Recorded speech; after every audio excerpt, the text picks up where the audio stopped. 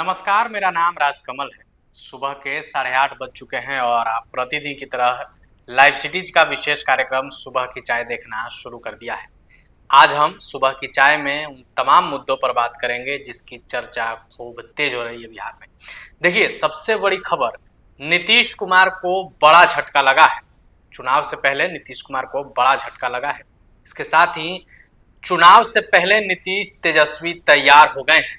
पूरी खबर क्या है, हम विस्तार से सीनियर जर्नलिस्ट रवि उपाध्याय जी से जानेंगे। इसके साथ ही देखिए, केंद्रीय वित्त मंत्री निर्मला सीतारमण बिहार पहुंची हैं।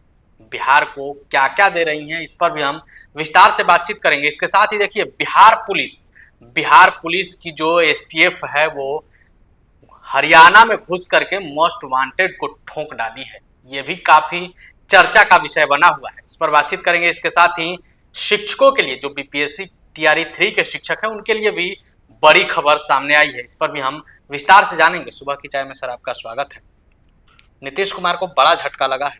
देखिए, निश्चित रूप से नीतीश कुमार को बड़ा झटका, छोटा झटका क्या है। नीतीश कुमार, ऐसे समझा जाए कि नीतीश कुमार ने जिनको बिहार विधान परिषद भेजा था जी तो वो पूर्व हो गए थे। जी रामेश्वर महतो, अब देखा भी गया था कि पिछले दिनों पहले वो कुछ, जब उनका टेन्योर खत्म हुआ था तो नाराजगी जताई थी। वो सीतामढ़ी से या अन्य जगहों से, इस तरह से, वो सीतामढ़ी के रहने वाले, तो वहां से चुनाव भी लड़ना चाह रहे थे।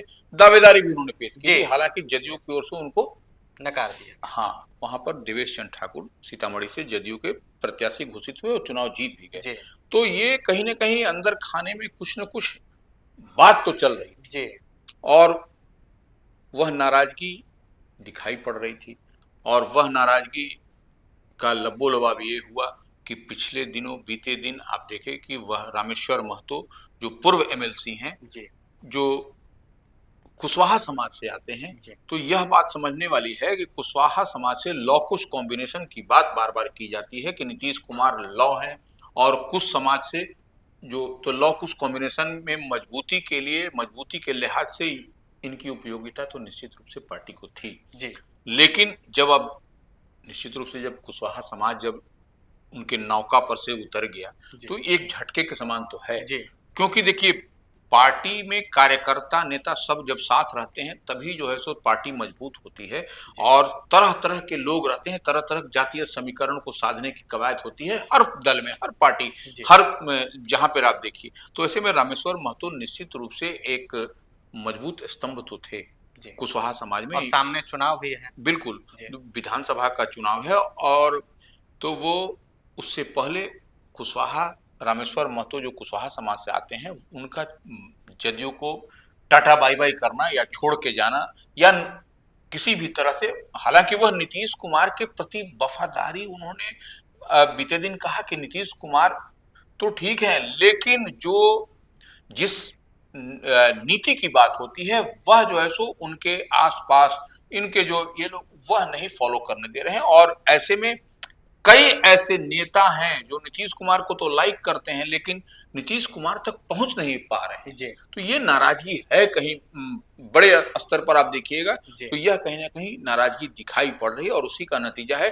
कि रामेश्वर महतो, जो पूर्व एमएलसी थे, जदयू के अच्छे नेता माने जाते थे, उन्होंने इस्तीफा कर दिया है पार्टी से। क्या लगता है, तिरहुत में जो उपचुनाव होने वाला, स्नातक उपचुनाव, काफी लड़ाई दिलचस्प हो गई है, इसमें रामेश्वर महतो के जाने से कोई फर्क पड़ने वाला है? देखिए, निश्चित रूप से सीतामढ़ी के रहने वाले हैं और उनके जाने से तो निश्चित रूप से कहीं ना कहीं इम्पैक्ट दिखाई पड़ेगा।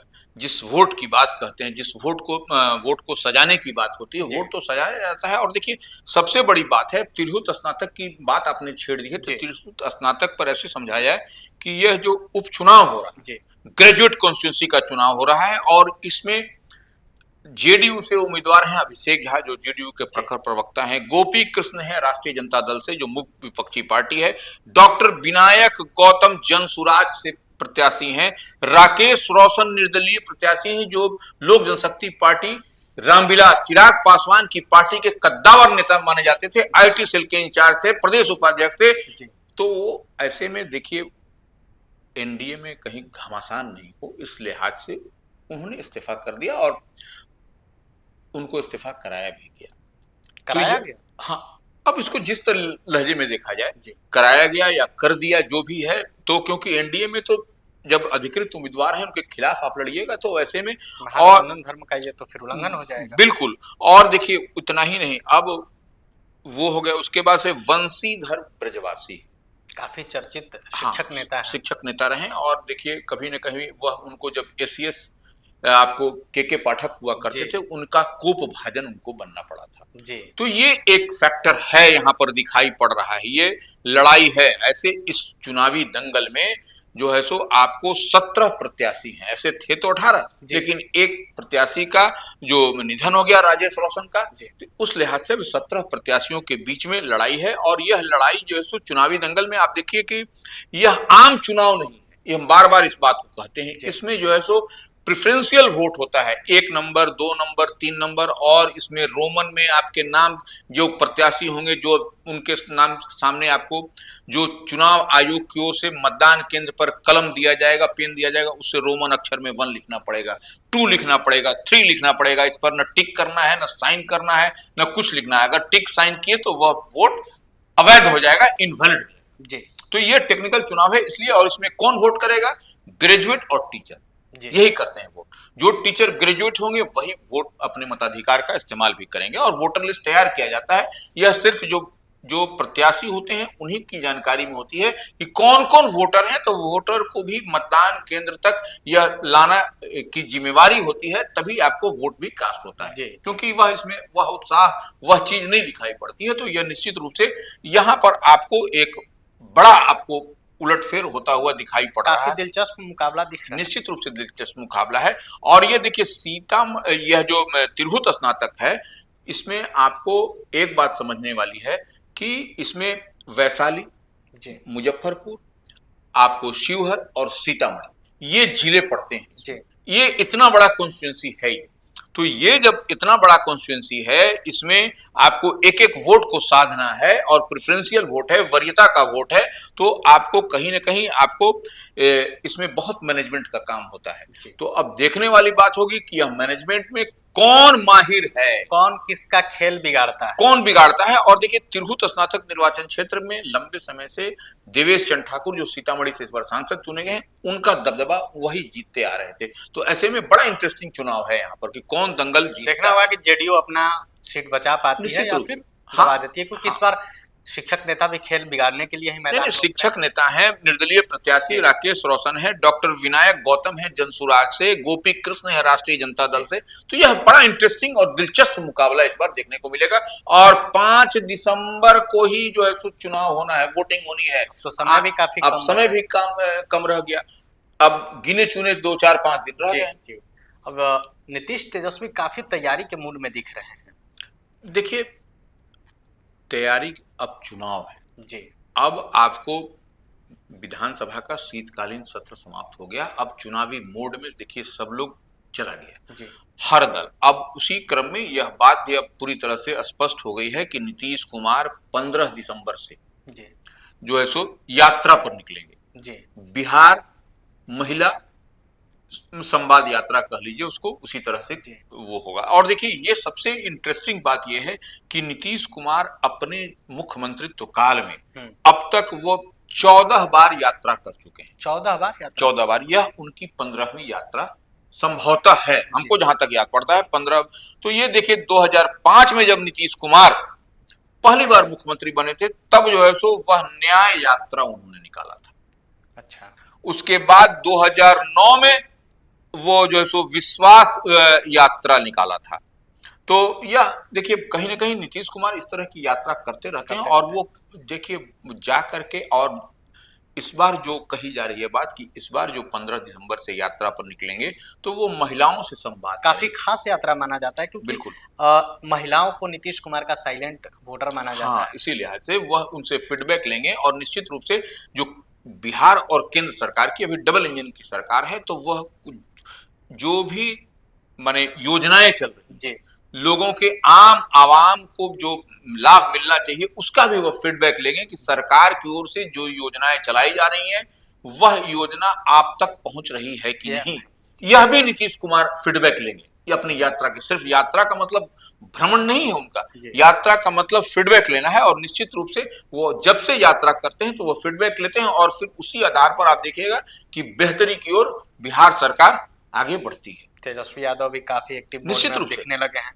नहीं, सदन में भी उन्होंने लगातार आवाज उठाया था। देखिए, तेजस्वी यादव भी प्रतिपक्ष के नेता हैं और आरजेडी कह लीजिए, महागठबंधन कह लीजिए, इंडिया ब्लॉक की जिम्मेवारी उन्हीं के कंधे पे है। और खास इस बात से है कि बगल में पड़ोसी राज्य में हेमंत सोरेन की फिर से वापसी हुई है, तो इससे, और इंडिया ब्लॉक के ही हैं वो, तो वो इस परिस्थिति में तेजस्वी यादव के सामने वो हेमंत सोरेन भी हैं, दिखाई पड़ रहे हैं कि उन्हीं तरह से तैयारी करनी है। और उसी लिहाज में तेजस्वी यादव भी कहीं ना कहीं वह अपना खाका रोडमैप तैयार कर रहे हैं। जी केंद्रीय वित्त मंत्री निर्मला सीतारमण बिहार पहुंची हैं, बिहार को काफी सौगात दे रही हैं, आज भी वो मधुबनी में रहेंगी, क्या कुछ पूरा मामला है? देखिए, केंद्रीय वित्त मंत्री निर्मला सीतारमण निश्चित रूप से 2 दिवसीय दौरे पर बिहार में हैं। तो वो बीते दिन पटना में पूर्वी क्षेत्र के 8 ग्रामीण बैंकों के वित्तीय प्रदर्शन का वो समीक्षा कह लीजिए, आकलन कह लीजिए, रिव्यू कह लीजिए, उन्होंने किया। और साथ में बिहार के डिप्टी सीएम और जो वित्त मंत्री हैं सम्राट चौधरी, वह भी बैठक में थे। तो उसमें क्या क्या जो है सो ग्रामीण बैंकों के वित्तीय प्रदर्शन का क्या स्थिति है, इस पर निश्चित रूप से उन्होंने फीडबैक लिया है। और जो डायरेक्शन देना है वो डायरेक्शन भी उन्होंने दिया है कि बिहार में क्या आपको डेवलपमेंट के लिए हो। और उसके बाद वह दरभंगा चली गई। तो दरभंगा में जाकर के आप दरभंगा में देख ही रहे हैं कि नरेंद्र मोदी का, नीतीश कुमार का फोकस है, वहां एम्स खोला गया और कई सारी जो योजनाएं वहां पर चालू कर दी गई हैं। तो उसी में वहां पर दरभंगा में जाकर के उद्यमिता विकास प्रोत्साहन कार्यक्रम के तहत जो है सो केंद्रीय वित्त मंत्री ने दरभंगा में जो है सो 45,000 युवाओं को 13,000 करोड़ रुपए की जो है सो ऋण का जो सो संभवतः वितरण किया है, जिससे कि आप रोजगार अपना खड़ा कर सकते हैं। ये देखिए, रोजगार खड़ा, ये आत्मनिर्भर को बढ़ाना है, सेल्फ माने आपको मजबूत करना है और स्थानीय अर्थव्यवस्था। अब देखिए, इतनी बात जो होगी और छोटे और मझले जो भी उद्योग कर्मी है सबको जो है सो ये इसको बढ़ावा देने का ही काम किया जा रहा है। तो यह केंद्र और बिहार की सरकार लगातार इस दिशा में काम कर रही है। और उसके बाद वह आज जो है सो मधुबनी में रहेंगे। मधुबनी में भी कई सारे उनके वहां पर भी रिव्यू करेंगे। वहां पर बिहार के टीआरई 3.0 वाले शिक्षकों के लिए भी अब बड़ी खबर आ गई है, क्या कुछ मामला है? देखिए, वो निश्चित रूप से काउंसलिंग का डेट जो है जारी कर दिया, काफी लंबे समय से शिक्षकों का इसका इंतजार था। हाँ, अब काउंसलिंग का डेट, अब शेड्यूल जारी हो गया है, 15 से 20 दिसंबर के बीच में आपको ये करना है। तो ये निश्चित रूप से बीपीएससी टीआरई 3.0 की जो बात होती है तो वो निश्चित रूप से एक बेहतर है और ये बेहतर काम होता है। बिहार पुलिस खूब चर्चा में बनी हुई है। देखिए, निश्चित रूप से बिहार पुलिस ने बड़ा काम किया है और लंबे समय से सरदर्द बना हुआ कुख्यात जो है सो सरोज राय, सरोज राय को हरियाणा में जाकर के बिहार की एसटीएफ स्पेशल टास्क फोर्स जो पुलिस होती है वह जो है सो 2 लाख का इनाम रखा गया 2 लाख का इनाम? हाँ, 2 लाख का इनामी था, बिहार पुलिस ने रखा था उस पर, तो उसको जाके वहां ठोक दिया। हरियाणा में ठोक दिया? हाँ, हरियाणा में ठोक दिया। तो निश्चित रूप से देखिए, अब जो जिस तरीके से अब हम बार बार कहते हैं कि अब वह सब कुछ बदला हुआ आपको दिखाई पड़ रहा है। बदल गया। हाँ, बिहार बदल गया। पुलिस वहां जाकर के घुस करके सटीक इनपुट के आधार पर वहां पर राउंड अप करके उसको जो है सो ठोका गया। तो सुबह की चाय में आपने उन तमाम मुद्दों को विस्तार से जाना जो इन दिनों बिहार में चर्चा का विषय बना हुआ है। कैसे बिहार बदल गया है, बिहार पुलिस अब इंतजार नहीं करेगी, बिहार पुलिस अब घुस कर मारेगी, पकड़ कर ठोक देगी। इसके साथ ही नीतीश तेजस्वी की तैयारी क्या है, इस पर भी आपने विस्तार से जाना। वित्त मंत्री का बिहार में क्या कुछ दौरा हो रहा है, इस पर भी आपने विस्तार से जाना। फिलहाल बने रहें लाइव सिटीज के साथ। अगर ये खबर आप यूट्यूब पर देख रहे हैं तो हमारे चैनल को सब्सक्राइब करें। अगर ये खबर आप फेसबुक पर देख रहे हैं तो हमारे पेज को लाइक करें। वीडियो देखने के लिए आपका धन्यवाद।